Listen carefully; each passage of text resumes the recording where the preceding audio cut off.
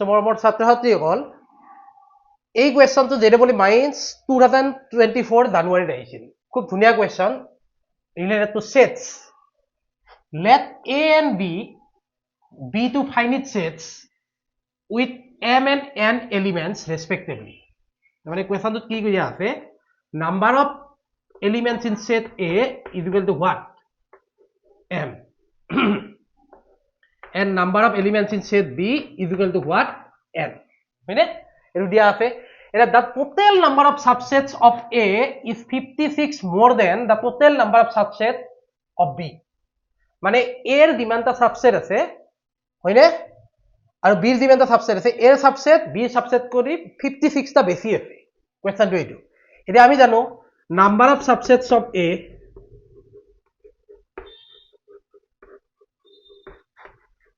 A equal কিমান হ'ব 2 to the power what M মানে যিমানটা এলিমেন্ট থাকে সেইটো 2 ৰ পাৱাৰ কৰি দিলে হল নাম্বাৰ অফ সাবসেট ওলাই যায় হয়নে and number of subsets of B equal 2 to the power কিমান N হয়নে এতিয়া এই নাম্বাৰ অফ সাবসেট টু এই নাম্বাৰ অফ সাবসেট কৰি কিমান বেছি 56 হয়নে so 2 to the power M minus 2 to the power N equal to 56 এইখিনি আমি গম পালো ক্লিয়াৰ হয়নে এতিয়া then the distance of point P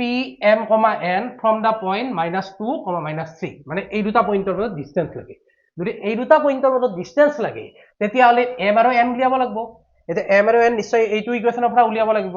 এটা M ৰ ভ্যালু গমে পাইছা তুমি 1 হ'ব নোৱাৰে হয়নে M আৰু N কি এটোটো 1 হ'ব নোৱাৰে 2 মাইনাস এটো দিয়ে ন কিয় মাইনাসত ওলাই যাব so M must be M2 কি হ'ব লাগিব 56 ত কৰি ডাঙৰ হ'ব লাগিব তেতিয়াহে মাইনাসত নলাব হয়নে নহয় তো M ভ্যালু আমি ফার্স্ট যদি আমি চাও 2 to the power 1 2 2 to the power 2 4 2 to the power 3 8 2 to the power 4 কিমান 16 2 to the power 5 32 2 to the power 6 64 হয়নে 2 টু দি পাৱাৰ 6 কিমান 64 সাপোজ আমি M ৰ ভ্যালু 6 ধৰি দিলো সো এইটো কিমান বনি গল 64 হয়নে এটা 64 বনিল এতিয়া এইটোত দি চাও কিমান হয় 64 2 টু দি পাৱাৰ 1 দিলে কিমান হ'ব 264 minus 2 কিমান হল 62 তো 1 দিলে নহব n ৰ ভ্যালু এবাৰ n ৰ ভ্যালু 2 দি দিছালো 64 minus 4 কিমান হ'ব 60 এবাৰ m ৰ ভ্যালু n ৰ value 3 দিছালো 64 minus 8 64 minus 8 equal to কিমান পাম 56 so n should be equal to কিমান হ'ব 3 so n ৰ ভ্যালু তুমি কিমান পাই গেলো 3 পাই গেলো এতিয়া আমি m টো পালো 6 6 কমা কিমান পালো 3 হয়নে আৰু এই পইণ্ট দুটাৰ মাজত কি লাগে ডিসটেন্স লাগে নরমাল ডিসটেন্স ফর্মুলা তোমালে ক্লাস 10 তে পাইছা কোঅর্ডিনেট জিওমেট্রি তো ডিসটেন্স ইকুয়াল টু কিমান হ'ব d ইকুয়াল টু কি ফর্মুলা আছিল under root x2 minus x1 whole square so -2 m কিমান পাইছো 6 হয়নে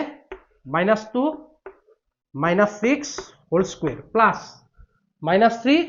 আৰু কিমান পাইছো +3 -3 হোল স্কয়ার সো আলটিমেটলি কিমান পালো এটো 8 হল -8 64 প্লাস কিমান 36 is equal to under root কিমান পালো 100 under root 100 means what 10 so আমি কিমান পালো অপশন সি হয়নে ইমান ধুনিয়া কোৱেশ্চন এইবিলাক এনেকুৱা কোৱেশ্চন তোমালোকে একচুয়ালি কি কৰিব পাৰা তোমালোকে যিখন আমাৰ টেক্সট বুক আছে সেই টেক্সট বুক দুখন পঢ়িও কিছুমান question JEE at least 25 কোৱেশ্চনৰ JEE মেইনছৰ minimum তোমালোকে 6-7 টা কোৱেশ্চন এটেম্প কৰিব পাৰা একদম এক্স্যাক্টলি কাৰেক্ট কৰিম এটা সো এনেকুৱা ভিডিওৰ কাৰণে তোমালোকে মোৰ চেনেলটো সাবস্ক্ৰাইব কৰিবা থ্যাংক ইউ